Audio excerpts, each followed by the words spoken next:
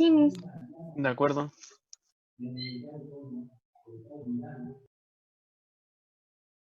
Ok, entonces vamos a comenzar de nuevo.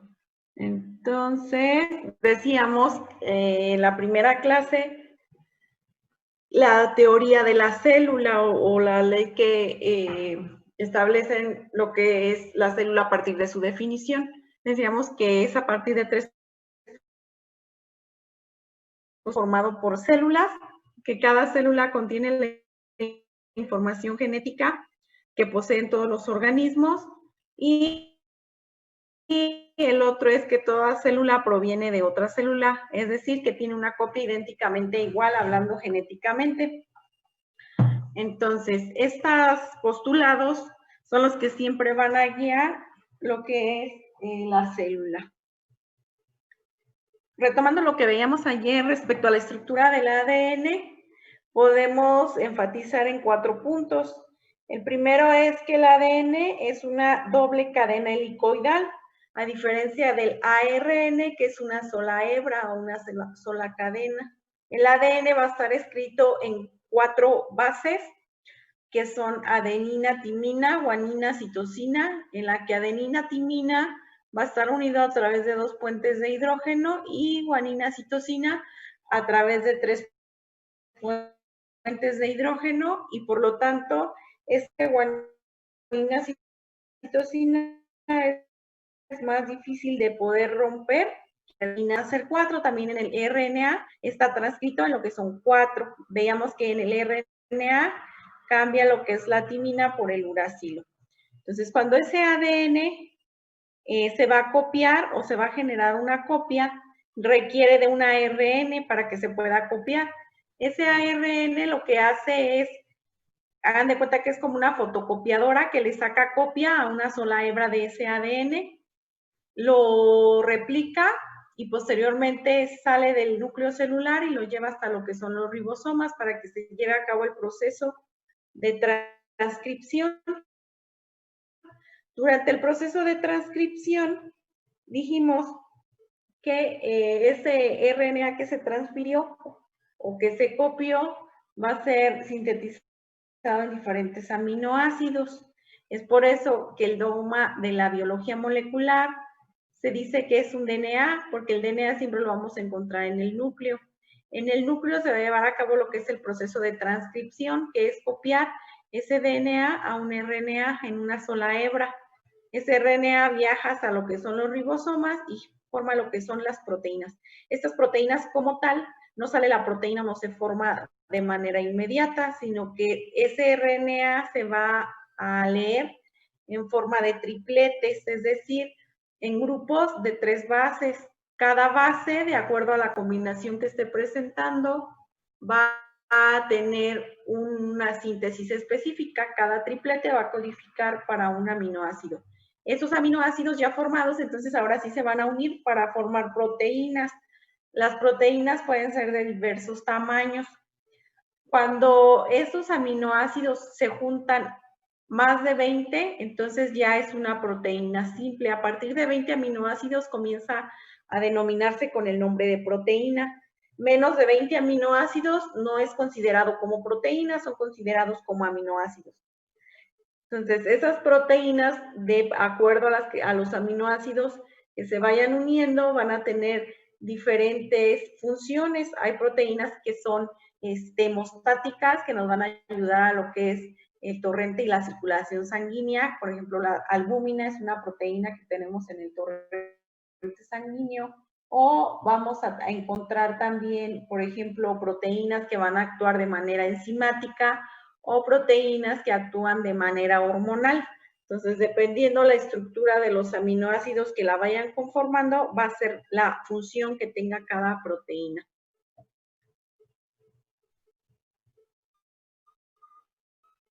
Entonces, aquí vemos de nuevo, de forma esquemática, como un ADN, que es una doble cadena o una doble hélice, se va a transformar o se va a copiar a lo que es un RNA o una ARN. Entonces, copia lo que es una sola hebra y los va dividiendo de 3 bases en 3. Esto es a lo que denominamos como tripletes. Cada triplete nos va a dar un aminoácido específico. Estos aminoácidos se van a conformar o se van a unir para formar lo que es una proteína.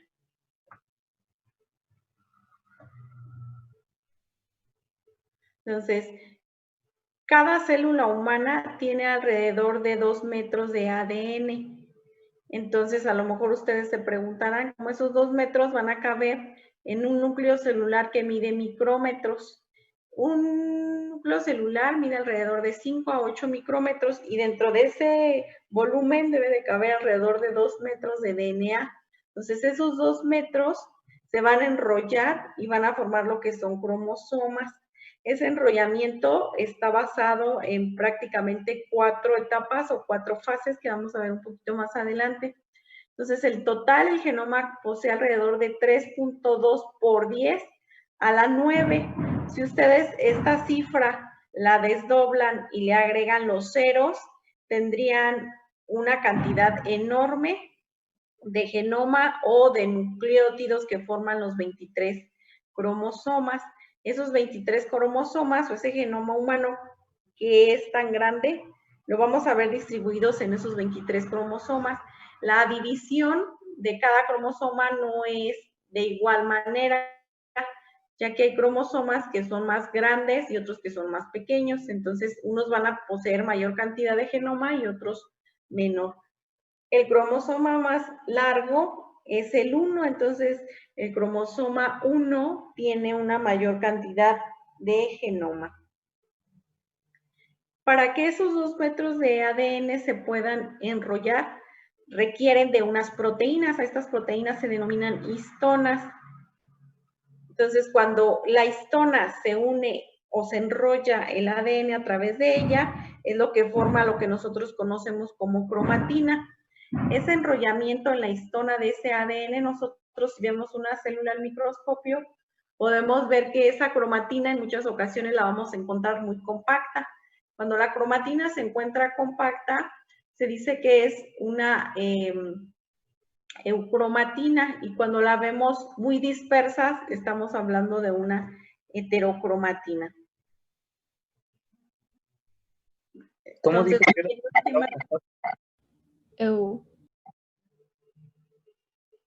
Volviendo al tema de lo que son los cromosomas, todas las células poseen exactamente 2 copias de cada cromosoma.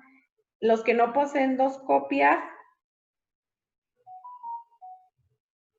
son lo que son las células germinales o lo que son las células que nos van a generar óvulos y espermatozoides. Entonces, el único par de cromosoma que es no homólogo es el par sexual en el caso de los hombres, donde el cromosoma Y, que es uno de los últimos, es heredado del padre y el cromosoma X es heredado de la madre. Cuando esos cromosomas tenemos en conjunto los 23 pares, estamos hablando de un genoma completo. A ese genoma completo se le conoce como cariotipo. Ese cariotipo puede tener varios defectos. Puede ser que un cromosoma, en lugar de tener un par, presente 3 pares o presente 3 o 4 repeticiones totalmente iguales. Entonces, todas esas asociaciones que pueden hacer se conocen como patologías del cariotipo. Un ejemplo típico es, por ejemplo, el triplete o la trisomía que existe en el cromosoma número 21. O sea, se les hace referencia al cromosoma 21 cuando hablamos de cromosoma 21, ¿qué se les viene a su cabeza? El síndrome de Down. Síndrome de Down.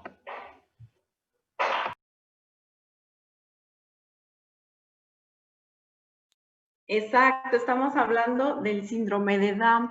Ese síndrome de Down es porque existe una trisomía en el cromosoma número 21, es decir, que el cromosoma 21 se repite 3 veces. Entonces, así como tenemos cromosoma trisomía de cromosoma 21, hay otras trisomías, por ejemplo, en el cromosoma 18, que nos va a dar otro tipo de síndromes, como el síndrome de Edwards. Entonces, todos los cariotipos o todos los cromosomas pueden tener cierto tipo de alteraciones. La función que tienen los cromosomas es transportar toda la información genética, es decir, contienen todos los genes, que son las estructuras principales que se van a heredar de una célula a otra. Hay algunos cromosomas de algunas células que esos genes o esos cromosomas se van a encontrar intercalados. ¿Qué quiere decir? Pues que los cromosomas, no toda la información que poseen es 100% válida o 100% herencia, sino que hay cromosomas que contienen segmentos de DNA que se conocen como DNA basura y que no codifica o que no nos va a dar ninguna característica tanto física como genética. Entonces, ese DNA basura existe dentro de esos cromosomas y se va a actuar o tiene la función de ser un material espaciador. Ese material espaciador le va a ayudar a la célula a que si existe una pérdida de ese cromosoma, no se pierdan los segmentos que codifican para el genotipo o el fenotipo, sino que se pierde ese DNA basura que finalmente pues no tiene ninguna codificación. Entonces vamos a definir como gen el segmento de DNA que únicamente posee las instrucciones para producir una proteína o generar un aspecto físico o genético en cada célula. Los genes van a variar dependiendo del tipo de célula que se trate y de la especie o ser vivo. En el caso de las bacterias, una bacteria tiene menos de 500 genes, mientras tanto el hombre, que es el ser vivo más desarrollado, posee 30,000 genes. Entonces, dependiendo de cada ser vivo, cada organismo va a poseer diferentes números de genes. Esos 2 metros que hablábamos de ADN, lo vamos a condensar o se va a compactar en diferentes niveles. Principalmente son en 4. Primero tenemos nuestra doble cadena, que es una cadena larga. Esa cadena larga, el primer nivel de condensación comienza a partir de lo que es un nucleosoma. Después el nucleosoma se va a compactar nuevamente para formar lo que es un solenoide y ese solenoide se va a volver a compactar para formar lo que es la eucromatina, que es lo que mencionábamos hace un momento. Y finalmente se vuelve a condensar para formar lo que son los famosos bucles de cromatina, que también los conocemos como heterocromatina. Y el último nivel de organización son los cromosomas como tal, que conocemos con sus dos pares o con sus dos, como si fueran alas, que son sus dos pares o sus dos cromátidas, que conocemos cómo está formado lo que es un cromosoma. Entonces, los cromosomas contienen todo el ADN enrollado y nos van a dar esas características que conocemos de cada uno. Para que se pueda condensar ese ADN, se tiene que llevar a cabo varios procesos. Este proceso de condensación del ADN va a ocurrir en lo que es la interfase. ¿Se acuerdan qué periodos comprendía la interfase? G1, S, G1, S y G2.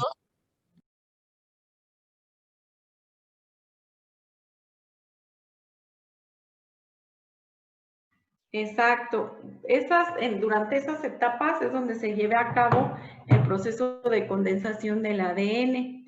Primero, ese ADN se va a enrollar, después se va a empaquetar. La condensación del ADN va a ocurrir principalmente en la fase G2, que es una parte de lo que forma lo que es la interfaz. Después se va a descondensar para entrar al proceso de división que conocemos como la fase M. Entonces, así es como el ADN lo vamos a encontrar compactado y descompactado dependiendo en qué fase del ciclo se encuentre esa célula. Ese ADN o esos cadena larga de DNA se va a enrollar en lo que comentábamos que son las histonas. Las histonas son proteínas. Esas proteínas es un octámero, se dice que es un octámero porque hay 5 tipos principalmente, el que es la H1, la H2, H3, H4. La H1 siempre la vamos a encontrar en lo que es uno de los extremos. Aquí en esta otra imagen de abajo sí la podemos observar. Entonces es un octámero, son moléculas o proteínas muy pequeñas y por ende esa pequeñez y su estructura química hace que sean cationes, es decir, que tengan carga positiva. Si se acuerdan, la clase pasada dijimos que el ADN tenía una carga negativa, que la genera lo que son los grupos fosfatos. Entonces es por eso que el ADN se ve potencialmente atraído por estas histonas que tienen una carga negativa. Acuérdense que cargas distintas se van a atraer. Lo mismo sucede aquí con las histonas y con el ADN. La histona tiene una carga positiva, el ADN tiene una carga negativa y por lo tanto se atraen por completo. Entonces existen 5 tipos de histonas, que es la H1, que es la que vemos o siempre va a estar en el extremo, en alguno de los extremos, y tenemos la H2, H3 y H4. Se dice que es un octámero porque están en pares, están unidas en pares. Si nosotros viéramos de manera frontal esa histona, la veríamos como esta imagen. Si la vemos del lado lateral, la veríamos de esta forma. Entonces, alrededor de esas histonas es donde se está enrollando el ADN. El ADN aquí ustedes lo pueden observar en forma de, como si fuera una hebra en color verde. Entonces, esa ADN va a estar enrollado en lo que son esas histonas. Entonces, esa atracción entre cargas, aparte se le suma también otros procesos químicos, como es la acetilación y la fosforilación que llevan a cabo esas histonas. Estos procesos se llevan a cabo cuando el ADN se encuentra cerca de esa histona y se ve atraído. Entonces, la histona cambia su conformación química para que el ADN quede completamente anclado a ella. Entonces, dentro o el ADN rodea lo que es ese octómero y la histona H1 queda de lado. Ahorita vamos a ver por qué esa histona queda de lado. Cuando esas histonas se enrolla lo que es el ADN, se forma lo que es un nucleosoma. El nucleosoma es el primer nivel que se forma en el enrollamiento de la por lo que son las histonas y los segmentos de ADN.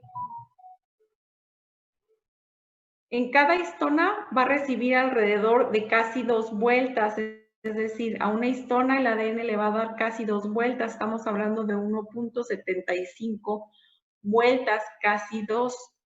Y después, ya que se enrollan esas casi 2 vueltas, viene lo que es la H1 o la histona 1.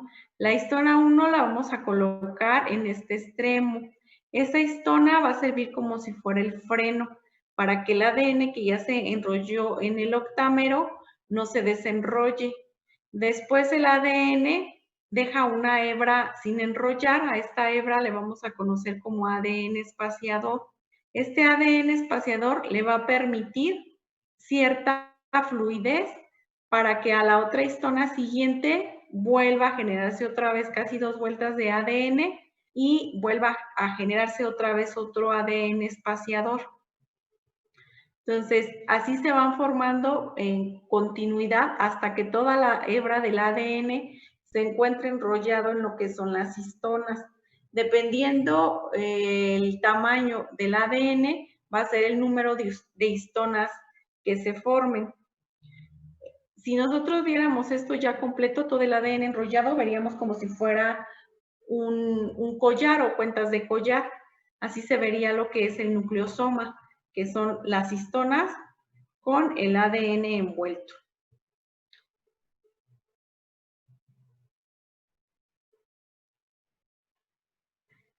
Esas histonas o la forma en la que químicamente se estructuran Dentro del octámero, lo que son las partes hidrofóbicas de esas histonas siempre las vamos a encontrar al interior, y en la superficie de ese octómero vamos a encontrar todo lo que son los residuos o todos los demás compuestos de carbono que van a interactuar con las demás puentes de hidrógeno con el ADN. Entonces, aparte de que existen cargas que las van a mantener unidas, también hay reacciones químicas de metilación, de fosforilación, que van a permitir que ese ADN permanezca unido y no se desenrolle tan rápido de ese nucleosoma o de esa histona en forma de collar. Ya que se enrolló en lo que es el nucleosoma, entonces ese nucleosoma o esas cuentas de collar forman o se vuelven a enrollar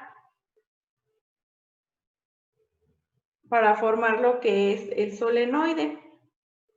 Ese solenoide es una fibra larga que mide alrededor de 30 nanómetros y es la forma más condensada que vamos a tener del ADN. Este nucleosoma que ya se formó ahora se va a volver a enrollar, pero de 6 en 6, es decir, cada 6 histonas se van a agrupar para formar como si fuera un ciclo o un círculo, donde la H1 siempre se va a colocar en el centro. Todas las H1 de las histonas interactúan de tal forma que forman ciertos enlaces para que permanezca unido ese solenoide. Cada 6 nucleosomas va a dar una vuelta, de tal forma que vayan formando como si fueran diferentes tipos de capas y se van a ir enrollando de 6 en 6. Esta estructura es una de las estructuras más condensadas que existen y también las vamos a poder observar en forma de cromatina.